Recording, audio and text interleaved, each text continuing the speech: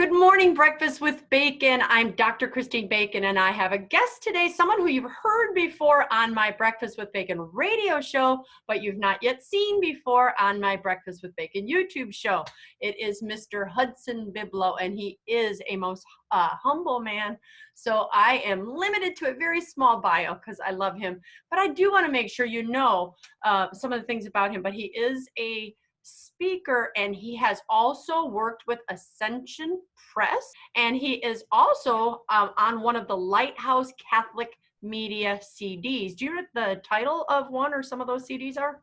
Yeah, In Pursuit of My Identity. Any other one? That's just the one. Okay. One. Well, so today we are talking about holy friendships and moving forward. So Hudson, thank you so much for agreeing to be on the Breakfast with Bacon show. It's a total pleasure to be here with you today, and yeah, I'm very happy to see you. And if I had to ask you up front, before we even go into today's topic on holy friendships and moving forward, what would you say God's mission is for you in your life, Hudson? Right now, anyway, I think it's just to do what I can to be some part in the bigger community of the church to help build and network good people with good people in holy relationships, because that, I think, is a real backbone to society, is especially our church communities, when people are gaining that strength in those relationships together. Then let me just ask you straight up with a definition. What's a holy friendship? Or what's an unholy friendship? Well, okay, so I guess think of it like this. It's like any friendship can become holier than what it is already. Does that make sense? Yeah. And it's like, well, what does that mean, right? Well, let's say if it's pointing a person to God and to align themselves with the will of God and to point themselves to the truths of the church, then it would be in alignment with a holy objective. So anything like that, and that could manifest in any sort of way. And I guess, what is an unholy friendship? Well, let's say maybe a friendship that doesn't do those things, a friendship that maybe is more centered on what you can get out of it. Yeah, what you can get out of it, or things like that. And Lord knows that many of us have gone through friendships like that, where it's more about what this is for me. I'm fulfilling a need. I'm getting some kind of validation out of this. And like that can be sanctified, but in that state, it's less good than what it could be. Okay. I lost you a little bit audio there, so I hope we are still going to be okay. But so when you say an unholy friendship, if we think, I mean, I'm trying to think in my own life, I've had friends who have used me because I've seen unholy friendships where I felt political aspirations. Someone thought, I am friends with our former governor. And when people would find out that I was close friends with him, all of a sudden they wanted to be closer friends with me. And it was so obvious.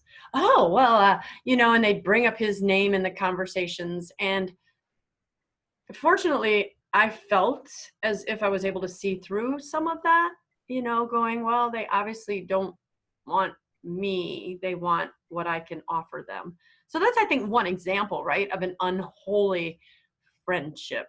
Yeah, totally. And I mean, there might be some good facets of the relationship, but if that, let's say, is like an ulterior desire or motive, I mean, the motive, that surely can't be the best. Again, like I mean, there's books and books written about friendship, and I'm going to be relaying things through my own experience largely because I don't want to be seen as an authority on friendship. I've only learned to encounter holy friendships and the whole realm of that within the last several years. So like the only thing I'm an authority on is the things that have happened in my life.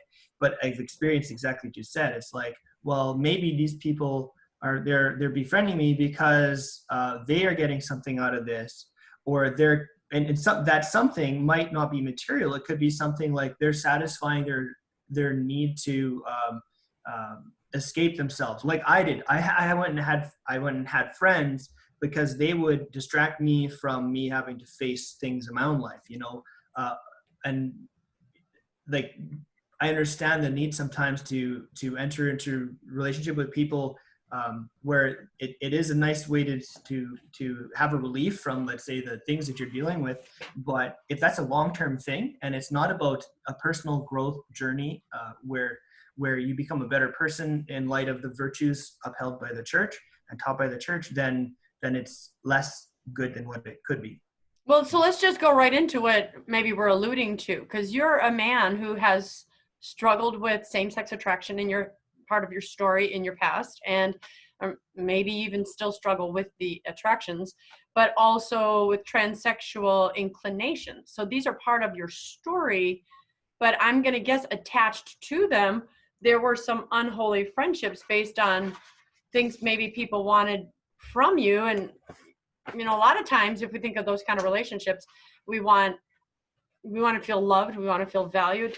Sex is often a part of those kind of relationships. So they don't line up with what God teaches, so it can't be holy. Even if some of the people, because what I'm saying and what I know you're saying is, doesn't mean people who have same-sex attractions or even sexual relationships are bad people or are even attempting to use the other person. Many have a very good belief that they love one another. Mm-hmm. They've remained monogamous. They've been together 20, 30 years, but it's still disordered if, as you kept phrasing, if you keep Christ and God and Jesus at your center and that's not what he wants. So in your definition, then that would fall into unholy, because maybe each of those people were using each other to feel fulfilled as a person. So take what I just said and fix it. Okay, there's lots to unpack there. I know, we're both writing notes, so I want to make sure I don't miss. I think you said Christ at your center. I think what you might have missed the word not, like it's disordered with Christ is not at our center. So, of course. It's disordered. Thanks for clarifying. If it's disordered, if Christ is not at our center, and of course the whole before anyone freaks out about me saying disorder, that I'm just saying order and disorder in light of what has been authored into creation, and what is authored into creation includes the humanity.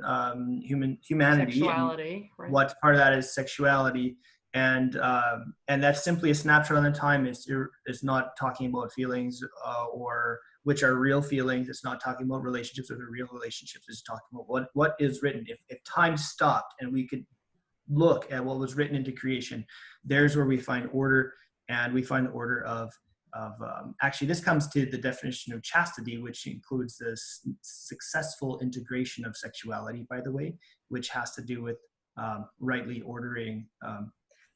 It's having our desires in alignment with what God has authored. So, like for me, just while we're at it here, I was rejecting chastity such as long as I thought in my head that my romantic or sexual partner should be a person of the same sex, because that's rejecting how my body is authored, which is to be physiologically complementary to a female, right? And same when I was entering into the realm of transgender thoughts, not transsexual. That's actually distinct. But that I can provide a link to another interview I did where a fellow he explains the difference.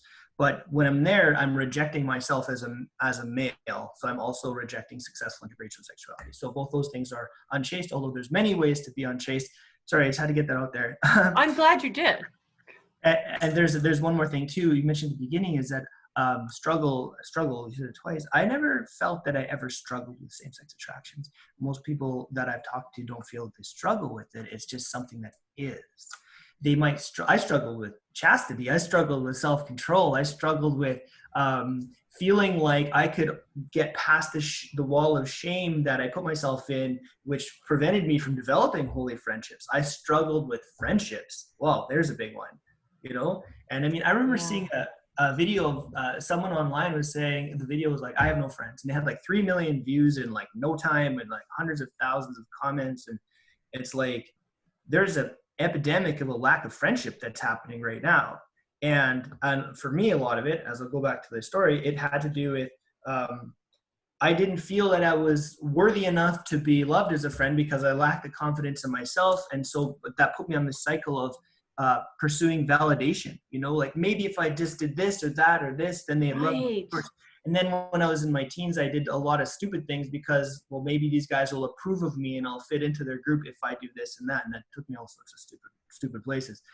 but those were not friendships. But in my mind at the time, they were the closest thing to what appeared to be a friend. They were relational, right? And I had misappropriated or mistook that to be friendship when they were really, let's say, relational manipulation to an extent. And I was complicit in that because I was so craving the validation and to quell the pain of loneliness, And Now, why were you lonely though? I mean, not everybody's lonely, right? Are they? Well, Enter unholy relationships. Well, I mean, why was I lonely? That's a good question. I don't know, because I mean, I played with other kids. I was not alone, but it's possible to be lonely when you're not alone, right? The people who think that getting married will resolve loneliness, it's like, that's not true, or hanging out with people resolve loneliness. That's not true. Like loneliness, I would say is like, which of course, connecting to which fostered the desire for friendship, but I didn't know to reach for holy friendship. Loneliness was, I think, connected to the fact, like the idea that, well, nobody truly knows me. Well, no one gets me. Nobody gets me. Well, why didn't people get me? It's because I wouldn't let them get me. I wouldn't let people get close to my heart, and that had to do with shame of other things. So shame is a huge thing. Can you go there? What are some of the things that someone might be ashamed of that they would protect? And you don't share all your whatever you want to do, but I'm not here to shame, exploit, get anyone to talk about their sins, but really so the people watching can get an idea, is that me? Does that define me? What might a young 16, 17, 18, 20-year-old kid be ashamed of? That's a good question. What they might be ashamed of might be the things they were ashamed of when they were 4, 5, 6 years old that they still never dealt with, Like what? Well, for example, it could be something that an adult would not even recognize or notice, right? They'd be like, oh, they don't even see what's going on in that kid's life. It could be a shame of feeling rejected or unworthy, right? I had someone tell me that, this is the story of someone else. I'm not speaking for them, but they spoke this to me, so I'll share what they shared with me. This snippet is that they had their dad didn't want to sit with them at the back of the bus one time on like a parent-child kind of trip, and this person was already like under 10 years old, but like above the age of reason, and so she felt really rejected, and that was connected to a shame of like, well, am I not worthy to have a relationship? I mean, do you think that the adult had a clue that would happen? This shows how fragile we are as humans. That the sweet little girl thinks her daddy doesn't find her worthy when he may have just been preoccupied with the bills he's got to pay when he goes home. Exactly. And that's a huge thing, is the point that a child's perceptions are not the same as an adult's perception. And it's not the adult's perception of how things are that are going to govern how that child moves forward. Do you know what I mean? And so developing that intimacy, that holy intimacy in relationship with our children is important, so that we can be attentive to know if something is off, right? Did something happen today? And as opposed to being oblivious to it and saying stupid things like, oh, our kids are resilient, they're a strong kid, they can handle it. That's irresponsible. Grossly irresponsible. I mean, our kids will survive. They shouldn't have to be resilient. Why is the street kid struggling to get food and makes it to adulthood? Well, yeah. To what ends, right? So many young people are saddled with burdens that they don't need to be saddled with. And worse yet is that a lot of times, I don't know how much proportion, but it's connected with a parent who's like, well, they'll be fine, I can't say most times or small time, but lots of the time, Right. And so all those things, we're talking about shame, right? I mean, so I gave an example of someone that I know. An example for me is that I struggled with self-control. Once I discovered I had like my sexual awakening rather early due to exposure to some things on television, which by today's standards would be nothing, but to me at 9 years old were literally pornography. Right. I discovered really quickly that I really lacked some self-control in trying to escape into the fantasy again and again and again. And I felt ashamed for that lack of self-control, you know? And Yeah. it wasn't like, I never felt ashamed for experiencing same-sex attractions. Never. That was never something that, no church didn't impose that. I didn't impose it. It was just, I mean, I only lived the only life I knew, right? Sure. But the shame was for me was that I was lacking self-control. And I mean, that's something a person has to grow into over time, right? And growing in chastity has helped. And of course, chastity is like a sub-virtue of temperance.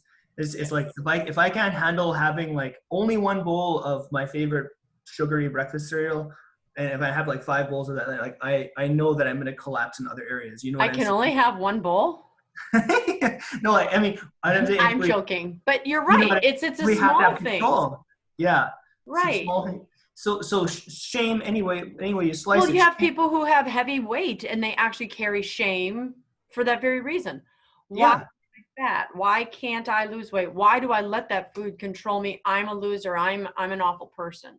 right. And so maybe this would be an example of, like, let's say all of this is like toxic shame, because maybe there is such a thing as good shame. Like, for example, if I was to go push my friend into the water from behind at the slough, you know, it would be frowned upon, and I You would ought to be feel ashamed shame. of yourself. Right, right. There are some things that we should be ashamed of doing. So we're specifically looking at toxic shame being something that is interrupting the flourishing of holy It's friendship. Because, false shame. False shame. Like okay, that sure, little girl should not have been ashamed of her dad not sitting with her. That's the enemy lying to her and saying you're unworthy. So that yeah, sense of unworthiness, that's false shame. You didn't do anything to earn shame, as the boy who pushed his brother in the pool. yeah, He yeah, earned it. That was exactly. valid shame. Exactly. There's different types. And so when I see this, and I'm talking to people, I especially talk with a lot of people who they also experience same-sex attractions, and they're just discovering that, like, they're on the road of discovering how important it is to have good, holy friendships. In fact, one person even confided to me that he realized at age, like in his 60s, that he realized that he wasn't gay, like the world had taught him that he realized, he said to me, he said, all I was looking for was friendship. And like his whole life was like stolen from him, you know. Wow. Um, but but they're realizing that everybody, many people are realizing that there is such a need for friendship.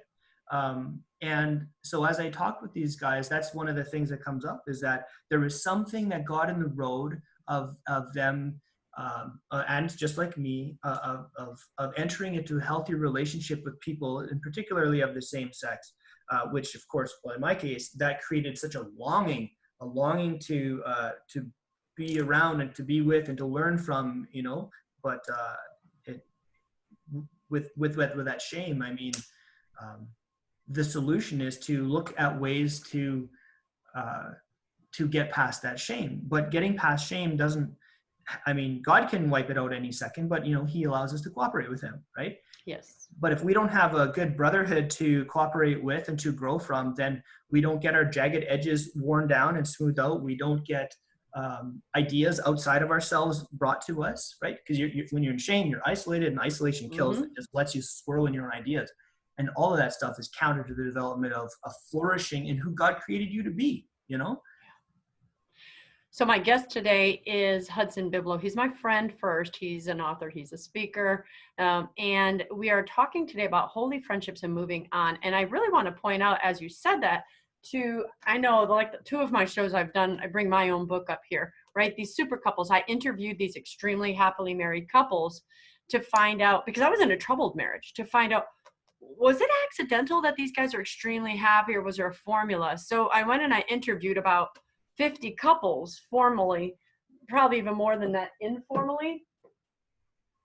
And when I asked them, what are the main ingredients in super couple marriages, nearly every one of them, or 100% of them, said friendship.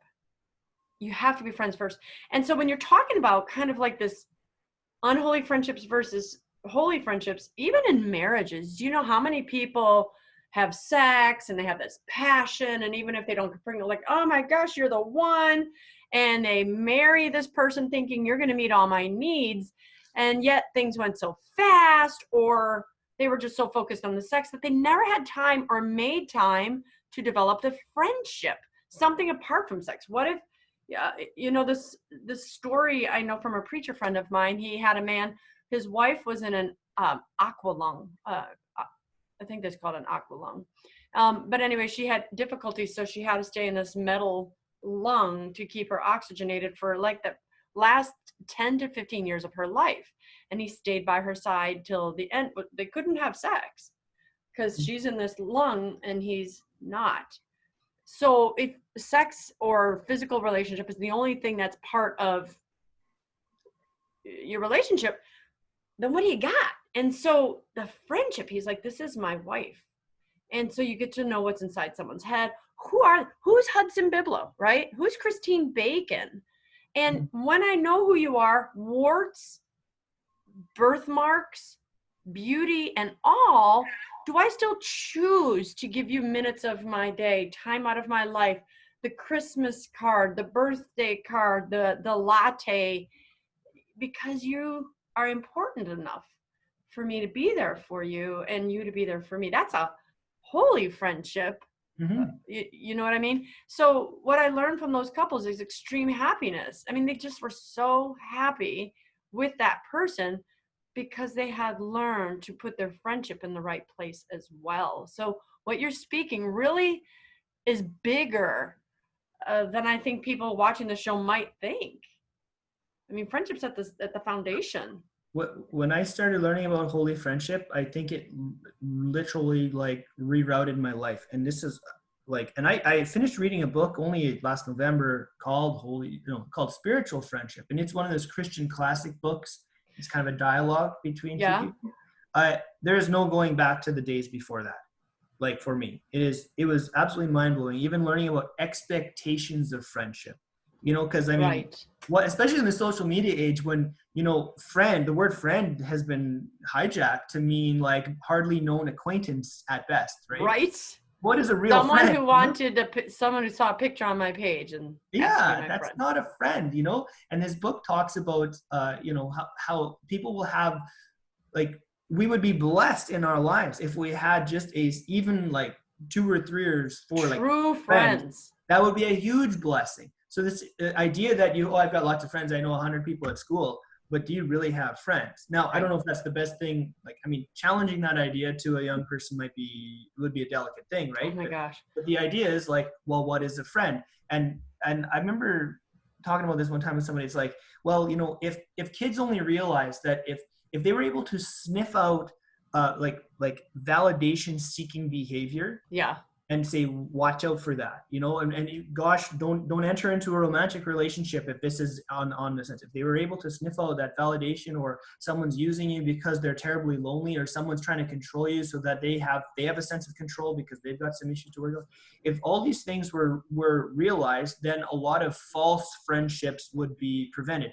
And what happens at the other end of the false friendship? Typically, people are hurt and end up more damaged than they end up being damaged in some way, right? And of course, God can heal everybody, but why would we inflict that damage to other people, and why would we allow ourselves to be damaged in that way? But I mean, never have I heard like school curriculum talk about like friendship other than let's share like very superficial stuff. I've never seen anything like it. Kids need to learn about friendship so that they can really thought about that. It seems so organic.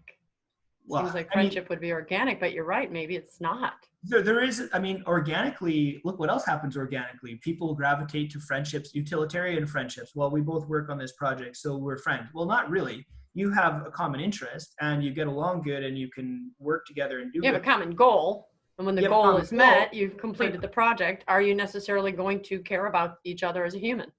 Yeah, or to what degree, right? Is that someone that you are going to consider on your inner circle? Would you invite them to be at your wedding, and or would they come to your funeral? Or would they be there if you were sick to bring you that bowl of soup?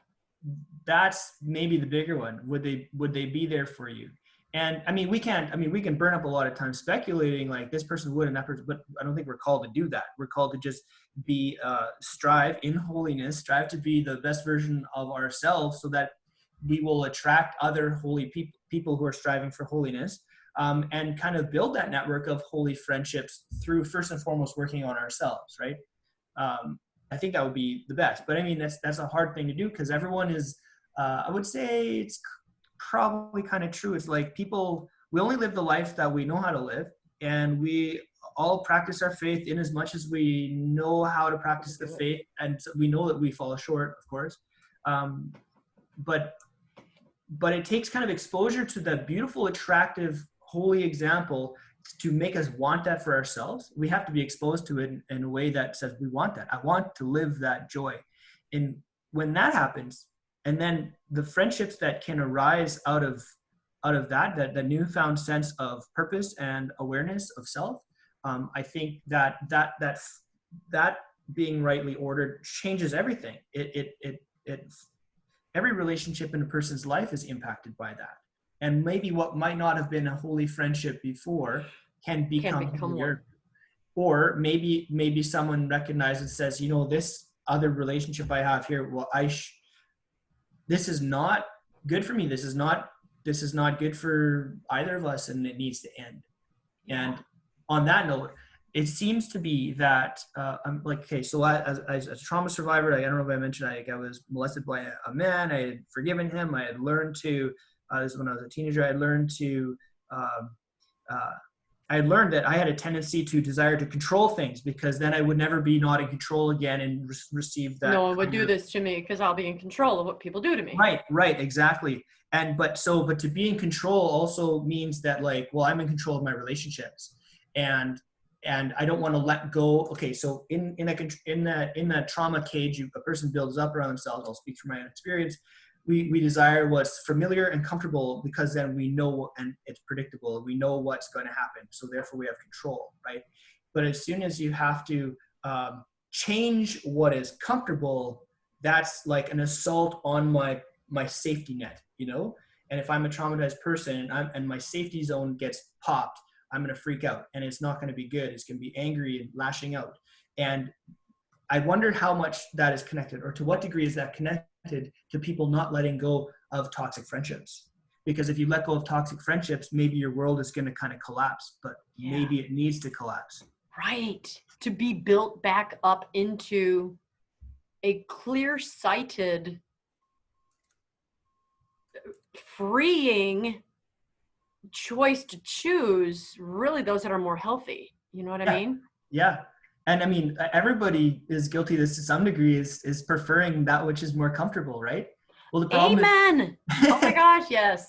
The problem is sometimes that which is comfortable is also that which is very toxic, Yeah. I mean, I can attest to that in my own life. I stayed there because it was comfortable and stable, but it was terribly not healthy, and that included friendships. And I had to, like, drift away from some people, right? And some people had to drift away from me, because I'm not saying that the world was toxic to me. Like, I was very, very toxic to other people too, and hopefully that is less than what I was before. But there is a time and place in our journey towards holiness, of course, where we have to put those boundaries. And maybe that boundary is the wall of Jesus Christ. And maybe that boundary means that you're not going to be hanging out for a while. You still might love them, but it maybe needs to be from a distance, while you free yourself to flourish in the ways of holiness and to connect with those who truly are going to help you on that journey. And when two people are pointing toward, when people are pointing towards holiness together and building each other up for that, I mean, that is the foundations of holy friendship, Well, so my guest today, Hudson Byblow, has been on the Breakfast with Bacon show before, and he gave his testimony, and we talked, really, the show was focused on his part of his history as a man with same-sex attractions and his transgender inclinations. And we kind of walked through that journey to where you are today. And today we're talking about holy friendships and moving forward. So I mentioned that because I want to connect how much of your passion today, Hudson, about talking about these holy friendships is attached to that part of your history. Can you share kind of how you kind of woke up or saw things differently and go, wow, that's not a healthy friendship? That Sure. Where'd you get from there to today? Well, okay. It wasn't like God did like one big thing. It was. Wasn't a Saul to Paul moment. No, it was. Maybe he tried and I wasn't ready to hear it. You know, like it was like no, God in His infinite wisdom provided for me like incremental baby steps outside of that little castle I built around myself. Sorry, I got an itchy nose here. Okay. But what I realized is that I was living in loneliness. I was living in fear. I had a fear-based trajectory, and I wasn't joyful, although I had experiences of happiness, and I had experiences of joy too. But deep in the pits of my heart, I just felt a longing, and I just couldn't satisfy this anywhere. And so I tried to escaping through all sorts of things to try to figure out what this was. And the pursuit, I think, is great. When you're not pursuing the greatest good, then like check that pulse, right? Right. But then so I had moved up north, and I was very isolated by the time, for years isolated. I had friends through things, utility friends, like not real intimate friendships. But anyway, I went to this prayer meeting at the church. Someone pointed me to go there. I'm like, oh, okay, whatever. I'm kind of coming back to my faith around then.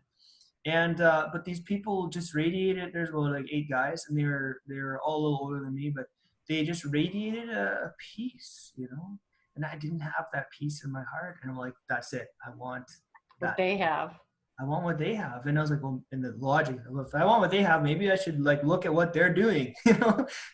What are they doing different than me? What am I doing different than them? And then that's when I really began to open up in the prayer life again.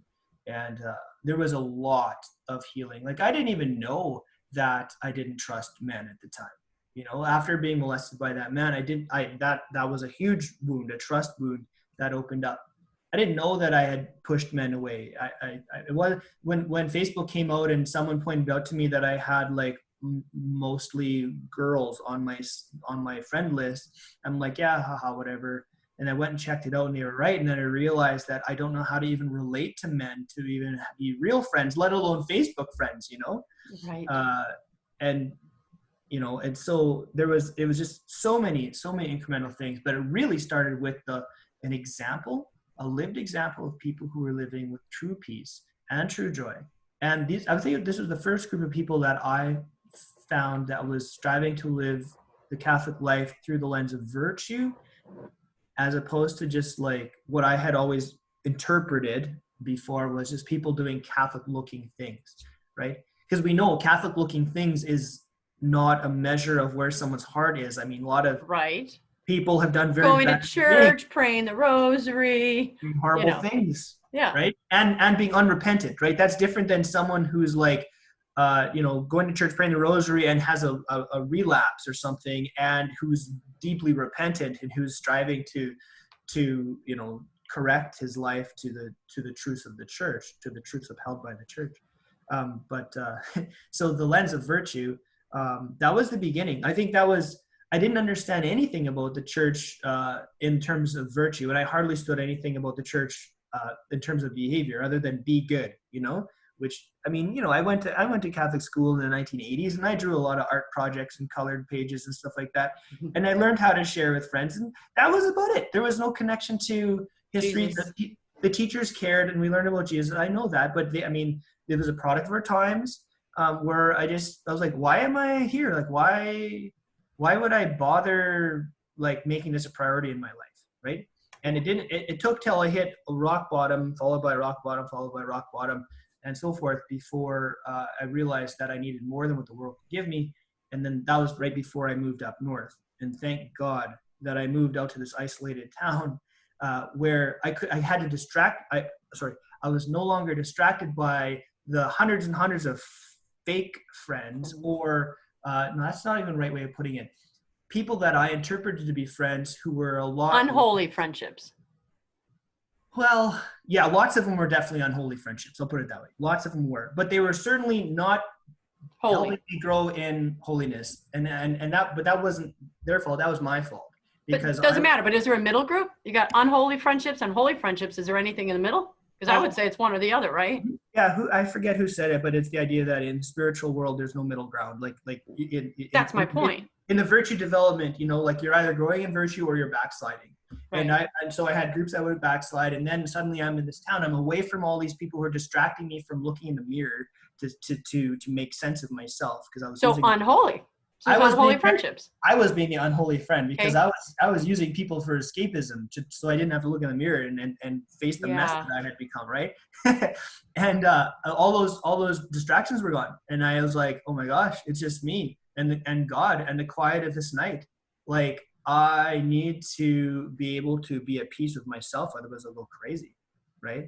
And so that was part of the beginning, and that's where I kind of began to meet these people, right? It was like, Yeah. okay, sure, I'll give this a shot, because it was in front of me now, and it wasn't something I could run and distract myself from. But it was a huge blessing, and that was kind of the beginning. But it started with like there was a change in circumstance, right? Because if we don't change our circumstances, it's much easier to backslide, right? Sure is. Even when you go to confession and you do the act of Contrition. right? I'll strive to no longer stay away from the near occasion of sin. Well, part of that means like if I don't amend my life to help remove myself from those patterns of sin, then I'm not doing what I need to do to right. with that. Because part of asking for forgiveness is saying, I'm really going to do all I can to change. Yeah. Like, for some people, just to put it out there, maybe this means cutting your data and cutting your Wi-Fi, so you can only use your Wi-Fi like at work or at a coffee shop. Just saying, and you'll save lots of money. Right. So let me ask you, why are you passionate? My guest today, Hudson Byblow, I asked him, he's been on the show before, and he's a dear man, dear friend.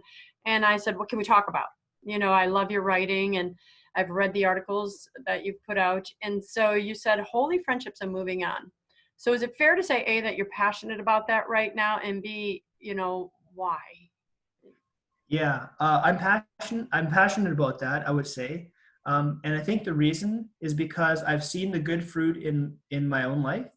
And with the amount of people who are contacting me about their lack of friendship and their desire for friendship, these deep longings for friendship, I know that there's many other people who would be able to come to life more profoundly in the way that God has authored them for our world and our time, if they were able to encounter more holiness, holy friendships. True friendships, Be a part of that. Friendship, just real friendships, right? And then from that, you have the development of community. And from when a community strengthens, a parish strengthens, a city strengthens, our Catholic faith strengthens. It's kind of that phrase like, as the tide rises, so too do all the boats, kind of thing. Yeah. And so the only way to go is up, if we actually get that. And then what I've also found is that people become, it's not by me, they become inspired by the idea that there's hope for something better, like a lot of people, loneliness. Don't be afraid to let go of what you have. Yeah, this let go friendship you shouldn't, because you might be stopping yourself. Pulling this friendship, I'm stopping myself from reaching that one. Yeah, and that there's a lack of trust, which I had too. I don't want to let go of that, because I don't know if I'll ever find just better in case. friends. Yeah, just in case. Yeah. I might need him. Yeah, well, and there's that whole thing is like, I'm using that friend, I'm using that person as a life jacket for me, as my just in case person, in case I feel extra lonely, which is not good.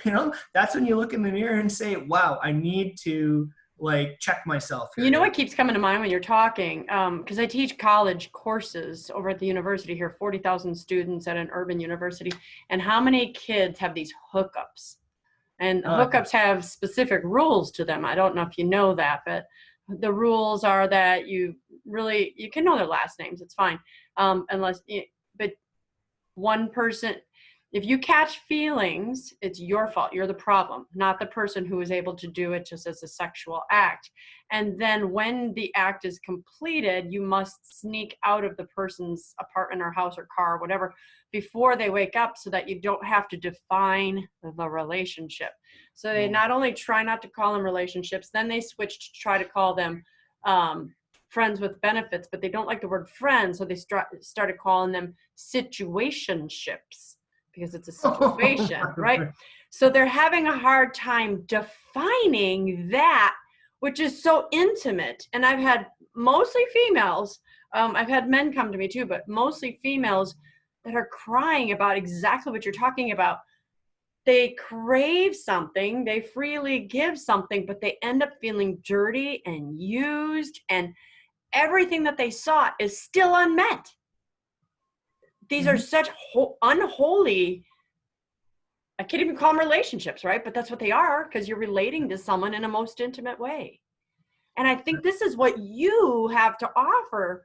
What would you say to those college students, young men, young women who are having these hookups, 40, 50, 60, hundreds? I mean, hundreds these kids are having. What would you say to them? What would I say to them? I'd say, like, oh, is this really bringing you the joy you thought it would? You know, that's, I mean, because we guarantee after being part of the cycle of escapism, I can guarantee that it's going to bring people happiness in the moment, and it's going to give people a sense of relief from the fact that they don't have to challenge themselves to find something better in life to do. Okay. So it's going to appease, well, I'm happy. It's like, yeah, okay, you can be happy, but where's the peace? Where's the joy? Why are you crying about this? If it's just nothing, if it's meaningless, your body and your soul are telling a different story, you know. And if a person wants to just use someone for Physical pleasure, this physical pleasure, I'm like, I mean, since I don't know if someone really wants to use that. I would tend to believe that there's something deep down inside that is rooted in a selfishness in some way. It's like, why would you want to use someone like that? But the bigger thing would be, sorry, this is the big one, is that where did you learn what intimacy meant? You know, where did you learn that intimacy had to do with sexuality, first of all? You know, because actually, check this out. There was a, you know, the conversation about Ernie and Bert, those Muppet puppet guys. Okay. I know who they are. Yeah. I'm 55. I grew up with Sesame Street. Ernie and Bert, right. Bert and Ernie. Yeah. Yeah. So there was this social commentator who talked about, you know, this is the whole thing, are they gay, whatever. And then his commentary was like, they have to be gay because I have no other way to categorize their friendship.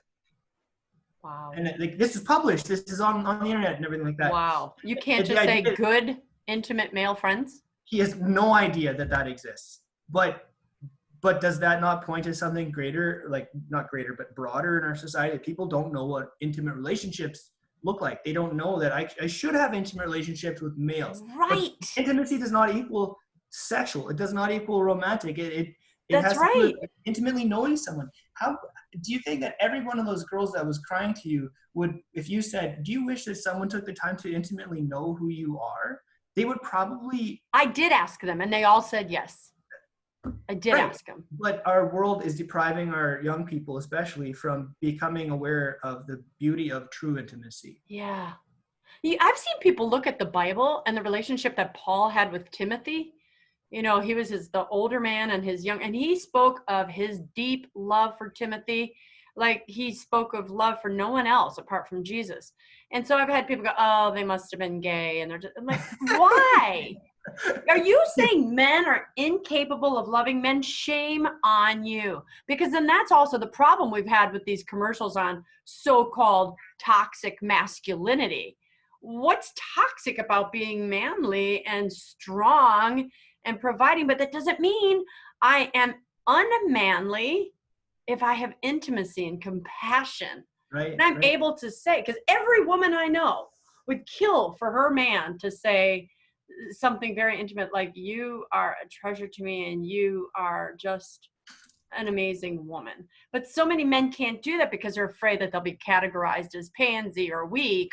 So we need to come out there and phrase, what does it mean to be a man? What does it mean to be a woman? What does intimacy mean? And can you have same-sex, intimate male-male friendships and female-female friendships? Female-female, easy, yes. Everyone knows that. But men. Yeah, there's the box of what it means to be a man totally needs to be broadened. And I would think, like, part of if you look at like the spike in the adherence to a transgender mindset has to do, a lot of it say, well, I don't fit into the box of boy or girl. Well, maybe because your idea of box of boy or girl is like so bloody small, right, that you'd have to be like one thing to fit into it and infinity things to not fit in, right? And so broadening the box is of what our expectations of what it means to be a man or woman, or what those entail, would be good, but that can be hijacked and say like, well, I mean, that can be hijacked in certain ways, but I think if it can be directed in a good, holy way, if we rephrase everything to, it's not about what this man looks like, but it's about the virtue, the degree of virtue they're pursuing in their heart. Are they open to growing in the fullness of virtue? Yeah. You know, I and like that you keep using virtue, because we have to. well, people don't know that. You know, they don't even know what virtue is. You know, I had a Coast Guard admiral say, he's one of the super husbands in that book, and he said, it is a greater disposition to do the good. Mm-hmm. Your disposition to do the good is virtue. And he seeks to do good with his marriage, with his children, with his colleagues, with his profession. The virtuous life. Am I a man who seeks to do the good? It's very simple. But do we do that? Or do we seek to be greedy or envious or shallow or, you know, but virtue is such an important part of this conversation you're mentioning. Here's another reason why the virtue angle, I think, is very important, is because the whole realm of responding to the topic of like my stories with like transgender and same-sex attractions, if that is devoid of a conversation of virtue, then it's reduced to a conversation about behavior, and then it becomes discriminatory against certain groups. Well, the call to virtue is universal. This is about every person, and it lifts the standard of conversation to something more. Also, though, is that when I was stuck on that behavior thing, I can't remember if I mentioned this already because we've been chatting about everything, is that I wasn't perfect. And so if my standard of being good was to do with how, like, my behavior, well, I'm going to fall short. So therefore I was never good or not good enough. But when you're thinking about virtue, we're all far less virtuous than we ought to be, and we don't strive like we ought to strive, but we can strive and we can turn back to God. And every time that we backslide, there's another opportunity for us to turn our hearts back to the Lord. And so if we practice that and grow in our perfection in that, then we can, instead of being fixated on how much we fail, we can become focused on how the victory is 1 second away every second of our lives. You know, and we can take that victory every time. You know, I backslid and I did some things. I got to go to confession. Well, you know what? The devil, I will not give him any more moments in my life, and I'm going to turn my heart back to the Lord fully. Even though it's 4 days before I can get to confession, the devil will not get those 4 days out of me. I'm going to retain that prayer routine. I'm going to be the best person I can, and God's grace can still work in the way that He decides. All of those things are going to stifle what Satan wants of us, of course, which is to wither and die. And all of those will help us live in the joy of the yes, instead of the no, I can't behave a certain way either, right? It's the joy of yes to self-control, the joy of yes to growing in the fullness of virtue. Of course, which ultimately points to the greatest reward, really, which is to get to heaven, which is not selfish. Some people say it's a selfish desire. No. But once we're in heaven, God shoulder taps us, so to speak, to be involved in as saints from heaven to intercede for the rest of eternity. For the church militant. Yeah, there exactly. We are the church triumphant. Right. And and how much more intimate is that going to be? To be like the ultimate intimacy, the ultimate. I can't wait. Love. I can't wait either. I mean, I know. I don't want to like accelerate that, and but I just like I'm excited for when it happens, is what I mean. Me too. Well, so I have two questions I want to kind of throw out at the end of the show here. And the one I usually do last, I'm kind of going to do, well, no, I'll keep it last. So this one here, finish this sentence. When I die, I will know I have made a difference if. Oh, wow. When I die, I'll know I've made a difference if the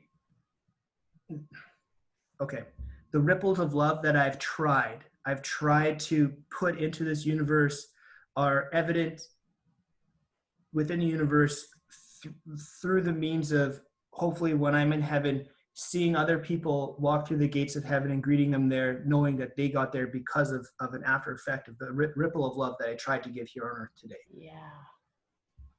It's funny, I ask that question at the end of every one of my shows, and every guest so far has pointed to heaven. When I get to heaven, or just getting to heaven, because getting to heaven will show that I have made a difference, because I can't get a difference. I can't get to heaven unless I have helped another soul get there as well. Otherwise, it's selfish. So you're falling right in line with my other guests. You know, it's not about us, right? It's about heaven and making it and bringing as many people along with us. Yeah, exactly. Now, the other question, my last question, which I almost put first because I was saying we're talking about holy friendships, and I was going to be like, well, let's tell people instructions on how to do that. But here's the question that I always end my show with, so it kind of falls right in line with that, is name one thing you'd have our listeners do differently as a result of something they heard today, or what can they do differently to have a holy friendship? Okay. Actions. Let's give them action. Yeah, the action would be to actually take some time and learn about the virtues. There's good videos, and of course there's the catechism, and to begin to frame a person's understanding of the faith, or your understanding more so through the lens of virtues if you haven't already, and ask yourself, what am I doing to help other people grow in the fullness of virtue?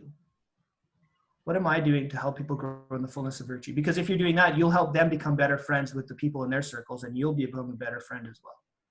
The That's fullness excellent. of virtue. Hudson, I thank you for your absolute patience on today's show. You're always a pleasure to talk to. Your head and your heart are so together and go clearly into the direction that you must. Though you fail, as do I, and everyone watching this, you just have such a warming way of saying, there's just a peace and a joy. There's like a smile in your words. You know what I mean? So no judgment. I want to thank you. Now, I will post, after we post this video, how people can get a hold of you. Is there any way or anything you want to put out for our guests, our viewers? Sure. On the air before I do that? Yeah, I mean, I have a website and an email address, or I can be contacted through there. And it's just like, it's not like, hey, I'm trying to be famous website. It's just like a place where I host some of the articles that I've published. It's just a little low-key thing. But you can contact me through that, info@hudsonbyblow.com. And as far as like other things, like I hope people can just, anything to do with our Catholic faith and developing in virtue, just go there. You know, there's lifetimes worth of books to read about it. But the fruit will be so good over time, and hopefully sure will. People's hearts soften into desiring that, and and then hopefully just we'll see the joy, and there's an attractiveness there, and let that attractiveness attract others to our faith, because that's ultimately what we're trying to do, is help people come to know Jesus. Get to heaven. That's right. Well, I think I've taken enough of your time, and we're going to have to take this off the air. So thank you so much for coming on, and hopefully you'll receive my invitations in the future. Next time you write another good article and you want to share, invitation to come on my show. I would love to. It's been a pleasure. Excellent. You're always a pleasure. All right. We're going to go off the air. So I want you to see if you can remember what I told you, right? Thanks to each and every one of you viewers. Thanks for being patient with us as we work through technical stuff. But I just want to remind you, thank you for watching Breakfast with Bacon. I'm Dr. Christine Bacon, and I want to remind you always to live your life Sunny side up.